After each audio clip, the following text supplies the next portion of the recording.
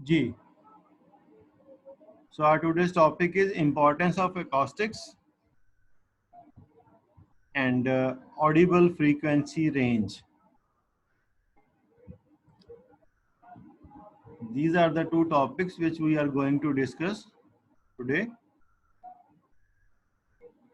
तो हमारा first topic है importance of acoustics.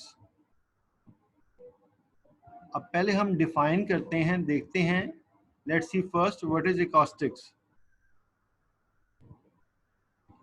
Okay, last time हमने नॉइज को डिफाइन किया था। नॉइज, अब जैसे मैं इस रूम में बैठा हूँ, मैं यहाँ जिस रूम में अपने घर में बैठा हूँ, ये डाइनिंग टेबल है। अब साथ में यहाँ विंडो और साथ गली है, तो सम टाइम शोर आता है। तो इसमें एकॉस्टिक्स में हम ये करते हैं, हम डिफरेंट मेथड्स डिस्कस करते हैं कि हम अगर ये करना चाहें कि किसी रूम में, किसी हॉल में, किसी बिल्डिंग में शोर जो है वो कम हो जाए, तो उसको कैसे करेंगे। Mean how to reduce noise from a place. जो मेथड हम यूज करेंगे उन मेथड्स को हम कहते हैं एकॉस्टिक्स। तो ये फिजिक्स की एक ब्रांच है, सब ब्रांच कह लें, ब्रांच कह लें, in which we discuss all the methods to remove, to reduce unwanted sounds. अब अनवांटेड साउंड्स क्या होती हैं? नॉइज। उसकी डिफरेंट टाइप्स हमने देखी, और उस टॉपिक में हमने लास्ट में देखा था how to reduce noise pollution. तो अब जो मेथड्स हम डिस्कस करेंगे उन मेथड्स को हम फिजिक्स की जिस ब्रांच में डिस्कस करते हैं, दैट इज कॉल्ड एकॉस्टिक्स। तो अब हम यहाँ वो मेथड्स देखेंगे और उसकी जो इम्पोर्टेंस है वो देखेंगे, राइट। तो हमारी बुक में उसने पेज 29 पे एकॉस्टिक्स को डिफाइन किया हुआ है, द टेक्निक और method use to absorb undesirable sounds by soft and porous surfaces is called acoustic protection. Acoustics को डिफाइन करेंगे, एकॉस्टिक प्रोटेक्शन को, एक ही बात है, ये उसकी डेफिनेशन है। अनडिजायरेबल साउंड्स को हम क्या करते हैं? एब्जॉर्ब करवा देते हैं। किस तरह की सरफेसेस से करवाते हैं वो भी हम देखते हैं।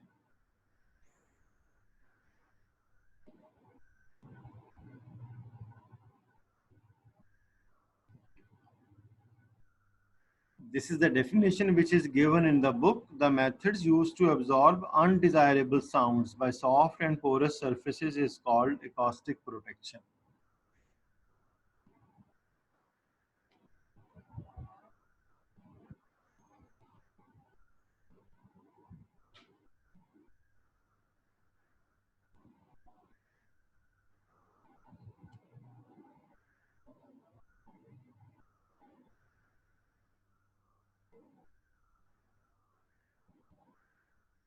जी सिंधु साहबा, आंख खुल गई है आपकी?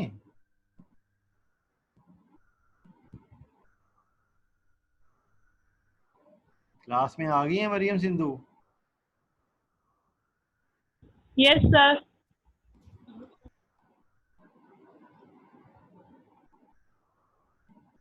ये हमारा आज का टॉपिक है, इम्पोर्टेंस ऑफ कॉस्टिक्स। कॉस्टिक्स क्या होता है? बेसिकली ब्रांच ऑफ फिजिक्स होती है।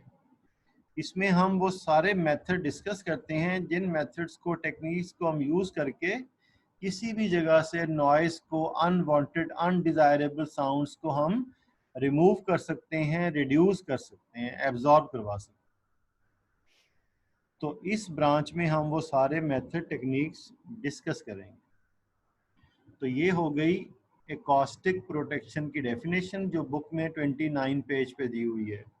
अब हम वो देखते हैं कि वो मेथड कौन कौन से हैं। कैसे हम उसे करेंगे। अब ये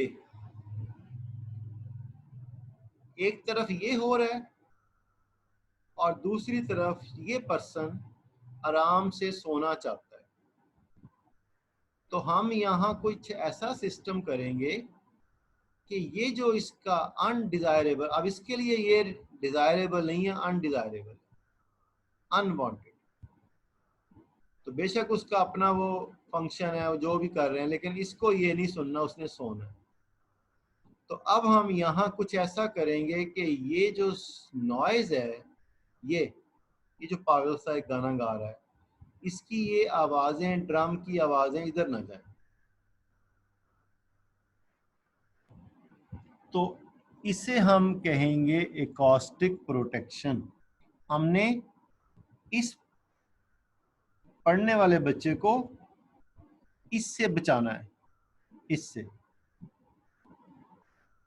तो जो हम मेथड यूज करेंगे उसे हम कहेंगे एकॉस्टिक प्रोटेक्शन। वो सारे मेथड हम यहाँ डिस्कस करेंगे।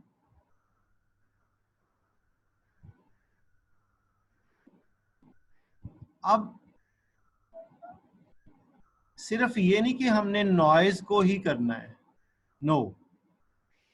अब बहुत सारे जो लेक्चर थिएटर होते हैं, हॉल्स होते हैं जिसमें डिफरेंट फंक्शंस होते हैं, सम टाइम उसमें म्यूजिक कॉन्सर्ट भी होते हैं, लेकिन वहां पे एको प्रोड्यूस हो रही होती है।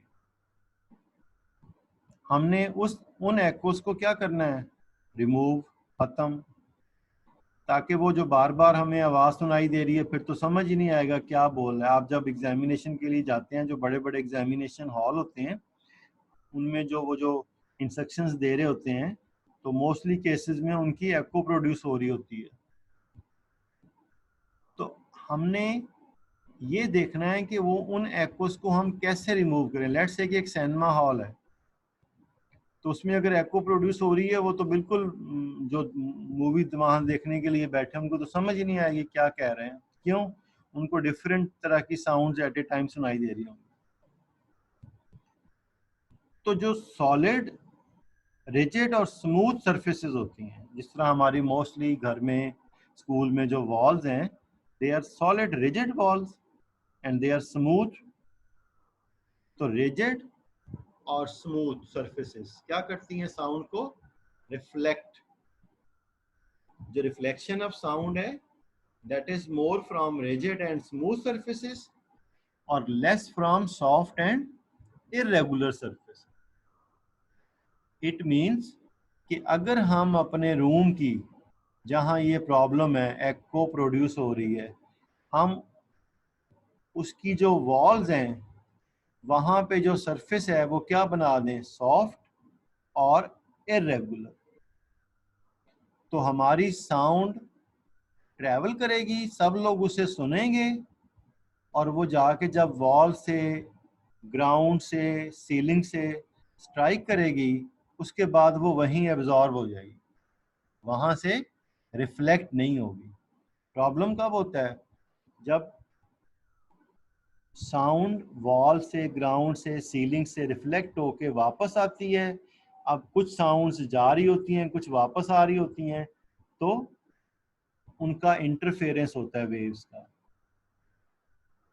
तो याद रखें, रिजिड और स्मूथ सरफेसेस से साउंड ज़्यादा रिफ्लेक्ट होती है, सॉफ्ट और इरेगुलर सरफेसेस से साउंड कम रिफ्लेक्ट होती है, उसमें एब्जॉर्ब हो जाती है। आप इसकी एग्जांपल ऐसे देख सकते हैं, घर में आप एक टेनिस बॉल ले लें, ठीक है, कोई भी बॉल, आप उसको फर्श पे मारें, वो बाउंस होगा, फुल बाउंस होगा, फौरन आपके हाथ में आएगा। आप उसे जोर से मारेंगे, जोर से वापस आएगा, जल्दी वापस आएगा। अगर आप उसी बॉल को उसी स्पीड से, उसी फोर्स के साथ किसी मैट्रेस पे मारें,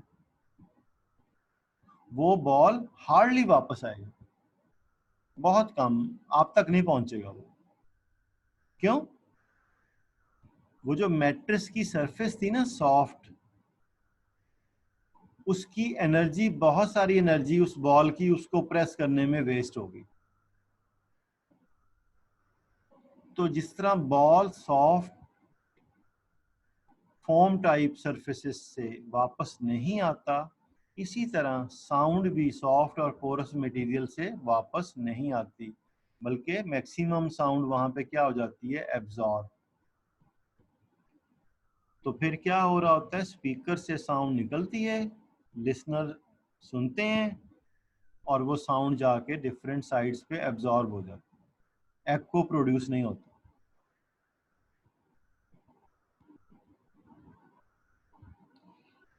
अब ये फोम टाइप सरफेस है, ठीक है। अगर हम इसे वॉल पे लगा दें, सीलिंग पे लगा दें, ठीक है, फर्नीचर पे लगा दें, तो उस जगह साउंड के जो एको है वो मिनिमम हो जाएगी, ना होने के बराबर हो जाएगी। ये अगर हम किसी हॉल की जो वॉल्स हैं उनका जो इंटीरियर है वो ऐसा बना दें, इरेगुलर, ये वुडन, प्लास्टिक या थर्मापोर का सरफेस इस तरह बना देते हैं, तो ये इरेगुलर सरफेस है, साउंड वेव जाएंगी, वो ऐसे इसके साथ स्ट्राइक करेंगी, उनका एम्पलीट्यूड कम हो जाएगा, वापस नहीं है, एब्जॉर्ब हो जाएगा।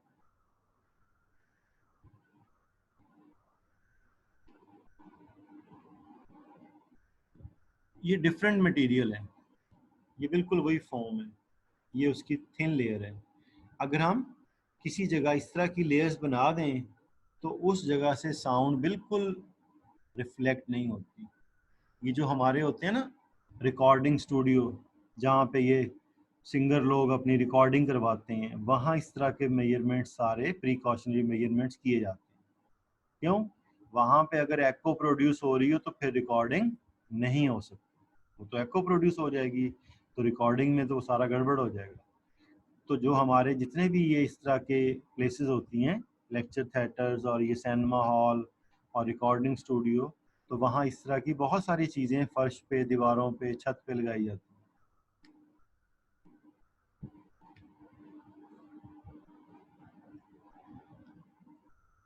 अब आप पेज देखें 30,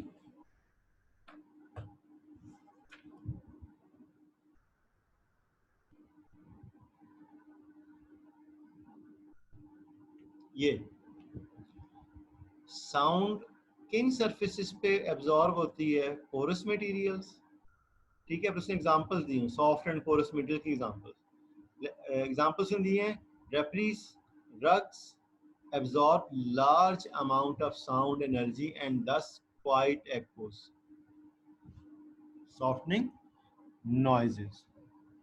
अब ये क्या होती हैं ड्रेपरीज, ये वॉल पे अगर हम कोई भी दीवारों पे, वॉल्स पे इस तरह की सरफेस, अब ये देखें, ये इरेगुलर भी है और सॉफ्ट भी है। ये जो हैवी कर्टन होते हैं उन्हें कहते हैं ड्रेपरीज, ये हैवी टाइप के कर्टन। अब इसमें ये वो वेलवेट टाइप के कर्टन है। अगर हम किसी विंडो के सामने कोई ज़्यादा हैवी किस्म का कर्टन लगा दें तो उस विंडो से बाहर से आवाज़ आना कम हो जाएगी।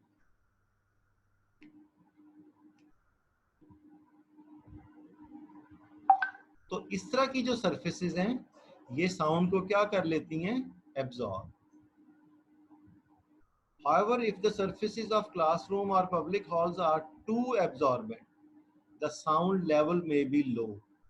अब हमने ये भी ख्याल करना है, अब ये जो आर्किटेक्ट होते हैं, इंजीनियर्स होते हैं, वो इन चीज़ों को डिज़ाइन करते हैं कि कितनी थिक सरफेस हमने वॉल पे क्या क्या मटेरियल लगाना है और कितना थिक लगाना है।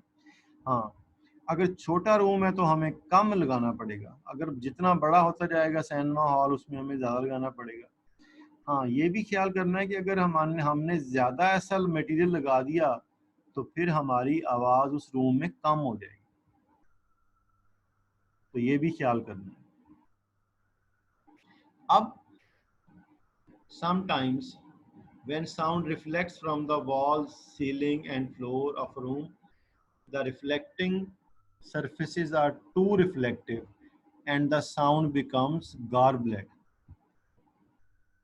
अब जिस तरह हमारे यहाँ पे एग्जामिनेशन हॉल है, वहाँ पे ऐसा कोई सिस्टम नहीं होता। वहाँ पे एक स्पीकर है, वो बोल रहा है, ठीक है। अब उसकी साउंड ज़मीन की तरफ भी जा रही है, वहाँ से रिफ्लेक्ट हो रही है, लेफ्ट वॉल से भी रिफ्लेक्ट हो रही है, राइट वॉल से भी हो रही है, सीलिंग से भी हो रही है। जब ये सारी रिफ्लेक्टेड साउंड्स सेंटर में इकट्ठी होंगी, तो जो लोग सेंटर में बैठे होंगे हॉल के, उनको कुछ समझ नहीं आ रहा होगा कि क्या बोला जा रहा है। तो ऐसी साउंड्स को हम कहते हैं गार्बलिंग। जब एक लिसनर डिफरेंट टाइप्स की साउंड का मिक्सचर सुन रहा होता है, उसे कख समझ नहीं आ रहा होता कि क्या मैं सुन रहा हूँ, तो उन साउंड्स को हम कहते हैं गार्बलेट। बेसिकली गार्बलेट कचरे को कहते हैं ना। Yes, sir. This is due to multiple reflections. आप एक रिफ्लेक्शन कहाँ से हो रही है? ग्राउंड से, एक लेफ्ट वॉल से, एक राइट वॉल से, एक सीलिंग से, तो मल्टीपल रिफ्लेक्शंस।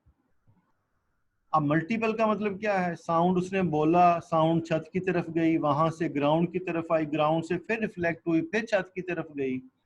तो यानी कि एक साउंड एक से ज्यादा दफा रिफ्लेक्ट हो रही है, मल्टीपल रिफ्लेक्शन। तो ऐसी साउंड्स को, ऐसी रिफ्लेक्शंस को हम एको की बजाय, एको तो होता है ना एक दफा रिफ्लेक्ट होती है, उसे तो एको कहते हैं, गई वापस आ गई। लेकिन जब मल्टीपल रिफ्लेक्शंस हो रही हैं, तो हम ऐसी साउंड्स को कहते हैं रिवर्बिरेशंस। ये मैंने पेज 30 को यहाँ कॉपी किया है। तो हमारे पास शॉर्ट क्वेश्चन की डेफिनेशन आ गई, रिवर्बिरेशंस। अब रिवर्बिरेशंस को हम कैसे डिफाइन करेंगे? Multiple reflections of sounds, multiple reflections of sounds from different surfaces are called reverberations.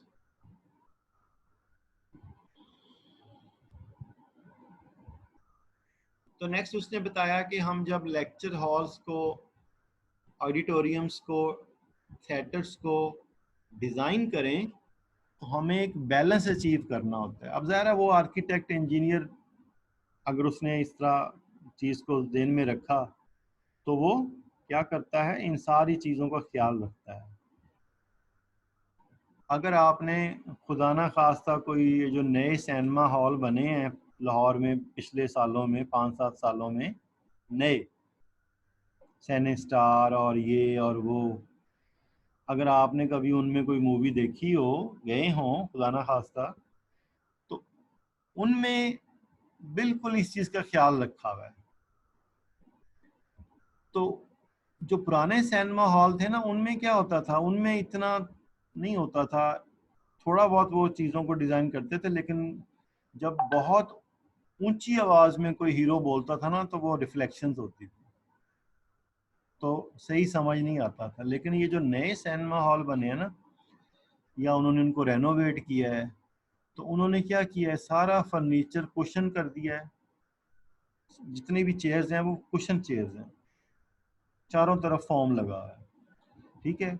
Ground को वॉल टू वॉल कारपेट कर दिया है, वॉल्स पे भी इसी तरह का मटेरियल लगा दिया है, और सीलिंग को भी उन्होंने प्रॉपरली डिज़ाइन कर दिया। तो उससे फिर जो है ना, ये जो नए सिनेमा हॉल हैं, ये जो फोर्ट्रेस में बना हुआ है, उनमें ये प्रॉब्लम नहीं होती।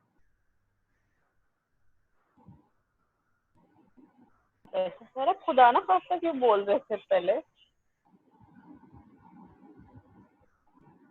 वैसे ही मैं, मतलब कि वो अच्छी जगह तो नहीं है ना भी जहाँ मैं आपको कहूँ कि आपको जाना चाहिए, मैंने इसलिए खुदा ना खास्ता का।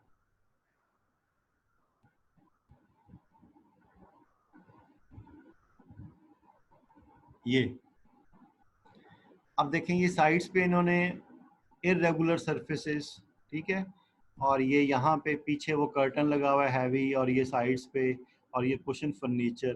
तो इस तरह के जो हॉल्स हैं उनमें ये प्रॉब्लम नहीं होता। ये देखें, ये उन्होंने वॉल्स पे थर्माकोर की शीट्स लगा दी हैं, इससे भी साउंड की रिफ्लेक्शन कम हो गई। ये सारे का सारा जो फर्नीचर है, ये तो जो जिस तरह सोफा नहीं होता, एक तो लकड़ी वाले सोफा होता है ना, एक सोफा सेट होते हैं और एक कुशन होते हैं जिसमें चारों तरफ फोम लगा होता है, ये इस तरह का।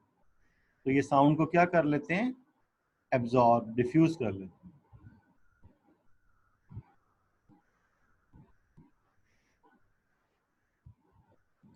ये हमने रिवर्बरेशंस को डिफाइन किया हुआ है। ये देखिए, अब ये आप इस सीलिंग को देखें, ये ऐसे पैटर्न बनेगा, यहाँ ये चीज ऐसे ऊपर को, ये देखें, ये देखें। अब जब यहाँ से कोई मूवी चलेगी, कोई कॉन्फ्रेंस हो रही है, कोई स्पीकर साउंड माइक से, वो जो डीजे उन्होंने लगाए होते हैं डेक, वहां से साउंड आएगी, तो वो यहाँ से रिवर्बरेशंस नहीं बनेगी। जो साउंड ऐसे ऊपर जाएगी, वन टाइम नीचे आएगी या ऊपर जाएगी, एब्जॉर्ब हो जाएगी। वॉल है, ये कर्टन लगाया है उन्होंने। तो ये डेवलप कंट्रीज में इन सारी चीजों का ख्याल रखा जाता है। जब आप लोग यूनिवर्सिटीज में जाएंगे तो वहाँ कुछ लेक्चर जो हैं वो लेक्चर हॉल्स में होते हैं, 100-150 स्टूडेंट्स, ठीक है, एक ही टीचर पढ़ा रही होती है माइक पे, तो वहाँ समटाइम ये प्रॉब्लम फेस करना पड़ सकता है।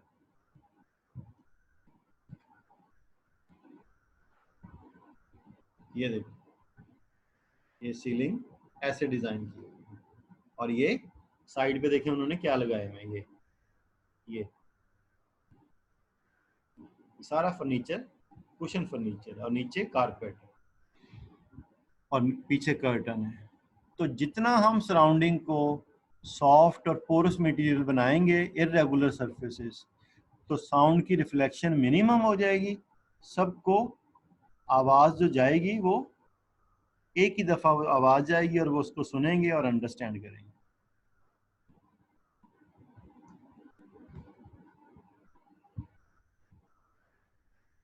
ये डायग्राम हमारी बुक में भी बनी हुई है। अब ये एक हॉल है, इसकी उन्होंने जो सीलिंग है वो ऐसे बनाई है, कर्व्ड। ये स्पीकर है, आवाज़, साउंड वेव्स, ये साउंड वेव्स आ रही हैं, यहाँ से रिफ्लेक्ट हो रही है। अब साउंड वेव्स ने लॉज ऑफ रिफ्लेक्शन को फॉलो करना है। अगर तो हम इसकी ये सीलिंग बनाते हैं ना ऐसे स्ट्रेट, तो फिर ये सारे हॉल में साउंड ना जाते। अब कर्व्ड बनाने का ये फायदा हुआ कि ये साउंड वेव जा रही है, ये ऐसे रिफ्लेक्ट हो रही है, ये जा रही है, ये ऐसे रिफ्लेक्ट हो रही है, ये जा रही है, ये ऐसे रिफ्लेक्ट हो रही है। तो जो कर्व्ड सीलिंग होगी उससे जब रिफ्लेक्शन होगी, तो जो रिफ्लेक्टेड साउंड वेव्स हैं वो पूरे हॉल में फैल जाएंगी, तो सब लोगों को आवाज इक्वली जा रही होगी। ऐसा कोई एरिया नहीं होगा जहां तक साउंड वेव्स ना पहुंच रही हो, बैक वाले लोगों को भी, ठीक है।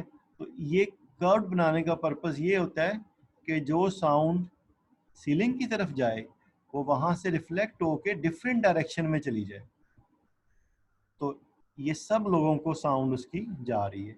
ये हमारी बुक में ये डायग्राम बनी हुई है, वही हमने यहाँ कॉपी की हुई है। ये भी हमारी बुक में डायग्राम बनी हुई है। अब यहाँ बिल्कुल साउंड वेव्स वही काम कर रही हैं जो लाइट वेव्स करती हैं। ये सोर्स है साउंड का। अब अगर हम चाहें कि साउंड वेव्स इस तरफ इक्वल जाएं, हम यहाँ साउंड प्रोड्यूस करें और उस स्पीकर का, उस सिस्टम का जो, उसको इस तरफ डायरेक्शन उसकी दे दें और यहाँ लगा दें कोई ऐसी सरफेस राउंड शेप। ये साउंड वेव्स जा रही हैं, ये हम लाइट में पढ़ेंगे, कन्वेक्स मिरर, कनकेव मिरर कैसे लाइट को रिफ्लेक्ट करता है। तो यहाँ ये जो सरफेस है ये कनकेव है, ये स्पीकर से साउंड वेव जाएंगी, यहाँ से रिफ्लेक्ट होंगी, रिफ्लेक्ट होके वो फिर ऐसे जाएंगी स्ट्रेट, ये स्ट्रेट स्ट्रेट।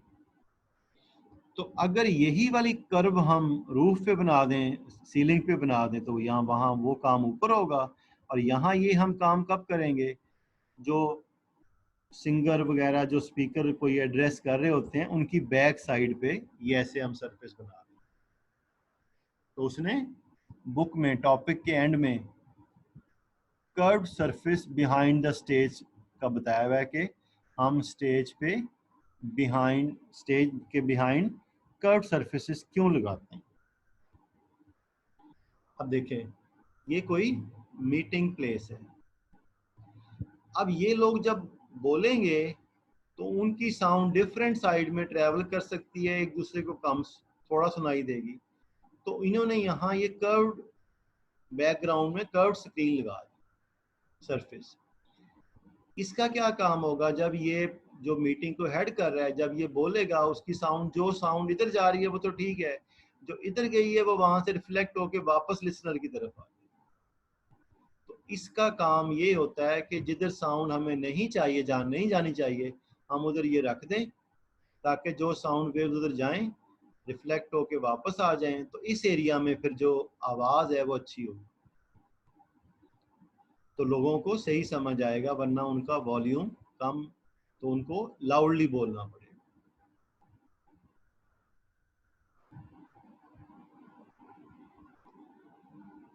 अब ये भी एक मेथड है।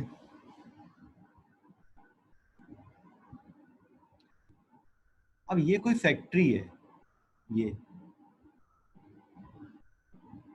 अब ये डेवलप्ड कंट्रीज में अगर कोई ऐसा एरिया, ऐसी फैक्ट्री, कोई ऐसा प्लांट जिसका ज़्यादा शोर होता है और उसके साथ कोई एरिया रेजिडेंशियल एरिया है, तो वो फिर क्या करते हैं, इस तरह के साउंड बैरियर्स लगाते हैं।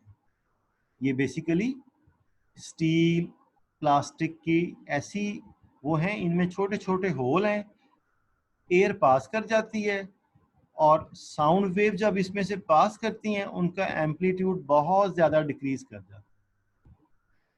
तो इधर काफ़ी शोर होगा इस एरिया में और इस वॉल से दूसरी तरफ शोर बिल्कुल नहीं होगा। तो इन्हें हम कहते हैं साउंड बैरियर्स।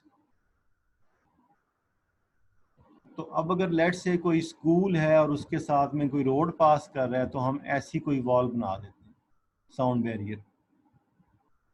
ये एक रोड है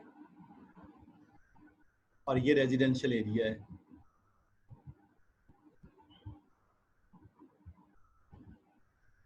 जो लोग मेन रोड्स पे रहते हैं उनका बहुत बड़ा इशू होता है कि शोर आता है जी। तो फिर डेवलप्ड कंट्रीज में वो इस तरह के सलूशन निकालते हैं। ये एक बिजी रोड है, इस पे सारा दिन ट्रैफिक चलती है, शोर होता है, ये घर है पीछे, तो ये उन्होंने साउंड बैरियर लगा दी। इधर जो चीज गुजरेगी उसका जो शोर होगा, जब साउंड वेव्स इसमें से पास करेंगी तो वो क्या हो जाएंगी, कंप्रेस। उनका एम्पलीट्यूड क्या हो जाएगा, वेरी स्मॉल। तो वो बिल्कुल एक लो लाउड साउंड बन जाएगी। तो ये लोग फिर इस ट्रैफिक की वजह से प्रॉब्लम फेस नहीं। तो ओपन प्लेसेस में, हॉल्स में तो वो हम अरेंजमेंट कर लेते हैं, लेकिन ओपन प्लेसेस पे हम ज़्यादा वो चीज़ें नहीं कर सकते, तो यहाँ फिर हम इस तरह करें।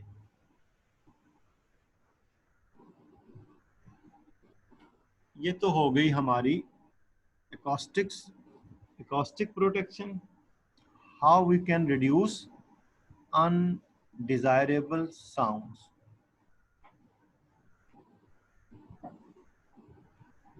अब हमारे पास नेक्स्ट एक छोटा सा इम्पोर्टेंट शॉर्ट क्वेश्चन है, ऑडिबल फ्रीक्वेंसी रेंज। हमने फ्रीक्वेंसी को डिफाइन किया हुआ है, वाइब्रेटिंग बॉडी साउंड प्रोड्यूस करती है ना, ठीक है। हमने कहा था sound is produced by a vibrating body. अगर आप लोग अपने हाथ में पेन पकड़ के अपने कान के पास उसको ले जाके वाइब्रेट करवाएं, पेन तो वाइब्रेट कर रहा है, आप उसको ऐसे वाइब्रेट करवाएं कान के पास ले जा, लेकिन नो साउंड। उसकी रीजन एक्चुअली उस पेन की जो फ्रीक्वेंसी है वो इतनी लेस है कि हमारा जो ह्यूमन ईयर का ईयर ड्रम है वो, जी, तो हमारा कान उस लो फ्रीक्वेंसी साउंड को डिटेक्ट नहीं कर सकता।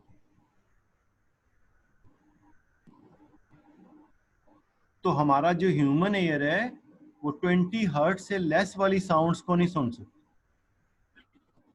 20 हर्ट से जिन साउंड वेव्स की फ्रीक्वेंसी 20 हर्ट से लेस है, हम अपने हाथ को ले जाके अपने कान के पास ऐसे करें जैसे मच्छर आ रहा था, तो हम करते नहीं है। हमारे हाथ की आवाज तो हमें नहीं आती। क्यों? हमारे हाथ की जो फ्रीक्वेंसी है वो 20 से क्या है, लेस। हम वो साउंड सुन सकते हैं जिन बॉडीज की फ्रीक्वेंसी 20 प्लस होगी। अब फ्रीक्वेंसी कैसे इंक्रीज होती है, मैं आपको उसकी डेली लाइफ की एग्जांपल बताता हूँ। ये तो हम आज कंप्लीट नहीं कर सकेंगे, टाइम बिल्कुल थोड़ा सा है, मैं आपको बस एग्जांपल देता हूँ उसकी। किचन की एग्जांपल है, आप नोट कीजिएगा। जब हम प्रेशर कुकर को बर्नर ऑन करके उसको बंद करके उसके ऊपर वेट रख देते हैं और वो चलना शुरू हो जाता है, यानी कि हम चूल्हा ऑन कर देते हैं, शुरू में बिल्कुल आवाज नहीं आती। फिर जो आवाज आती है वो थोड़ी सी क्या होती है, वो भारी आवाज होती है, ग्रेव साउंड होती है। वो जो शां शां होती है वो थोड़ा भारी आवाज होती है। अब जैसे जैसे वो जो वेट है उसकी वो जो वाइब्रेट कर रहा है, वो आप उसको देखें वो हिल रहा होता है। जैसे जैसे उसकी स्पीड इंक्रीज करती है, वो जो विसल है ना कुकर का, वो उसकी आवाज बारीक होती है। अब एक्चुअली वो जो वेट है उसकी फ्रीक्वेंसी क्या कर रही है, इंक्रीज। तो वो जो अब पहले शां शां हो रही थी अब विसल बजना शुरू हो जाएगी। तो जब हम किसी वाइब्रेटिंग बॉडी की फ्रीक्वेंसी इंक्रीज करते हैं तो जो उसकी साउंड है वो श्रिल हो जाती है। तो जब तो फ्रीक्वेंसी कम होगी साउंड ग्रेव होगी, जब फ्रीक्वेंसी हाई होगी साउंड श्रिल होगी, पिच इंक्रीज कर जाए। ठीक है। अब इसी तरह अगर हम फ्रीक्वेंसी इंक्रीज करते जाएं 20,000 हर्ट्ज तक हमारा जो कान है वो आवाज सुन सकता है। जिन वाइब्रेटिंग बॉडीज की साउंड फ्रीक्वेंसी 20,000 प्लस है वो साउंड वेव्स हमारे कान के पास से गुजर जाएं, we are unable to detect them, we are unable to listen to them. क्यों? नेचर ने हमारा कान का जो हमारे ह्यूमन ईयर का जो एयर ड्रम है वो इतना सेंसिटिव नहीं है कि 20,000 प्लस फ्रीक्वेंसी वाली साउंड को डिटेक्ट कर सके। It means human ear 20 hertz से लेके 20,000 हर्ट्स वाली साउंड्स को क्या कर सकता है, सुन सकता है। तो ये एक रेंज है फ्रीक्वेंसी की, कहाँ से कहाँ, 20 हर्ट्स टू 20,000 हर्ट्स। 20 से लेस वाली साउंड्स भी हम नहीं सुन सकते, 20,000 हर्ट्स से जो प्लस साउंड्स हैं वो भी नहीं हम सुन सकते।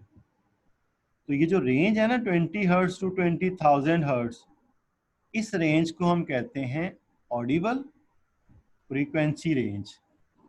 20 से लेस अनऑडिबल, 20,000 प्लस अनऑडिबल, 20 टू 20,000 ऑडिबल। तो हमारी जो सुनने की रेंज है फ्रीक्वेंसी, जिन फ्रीक्वेंसी की साउंड्स हम सुन सकते हैं वो है 20 टू 20,000 हर्ट्स। इस रेंज को हम कहते हैं Audible frequency range. The range of frequencies which a human ear can hear is called audible frequency range। ये डेफिनेशन। अब एज के साथ साथ ये दोनों वैल्यूज फिर चेंज हो जाती हैं। ओल्ड एज में ये 20,000 जो है वो लेस होके कितना रह जाता है, 15,000 लेट्स से। तो 70, 80, 60 प्लस, 60 तो नहीं 70 प्लस में कह लें, 70, 80 प्लस में जाके ये जो अपर लिमिट है ना ये 15,000 रह जाती। ये डिफरेंट एनिमल्स का चार्ट दिया हुआ है, हमारी बुक में भी हैं कुछ, ये उनसे कुछ एक्स्ट्रा भी हैं। ठीक है, ये जो पहली 3 वैल्यूज हैं ये हम याद रखेंगे, पहली 3, और फिर ये डॉग।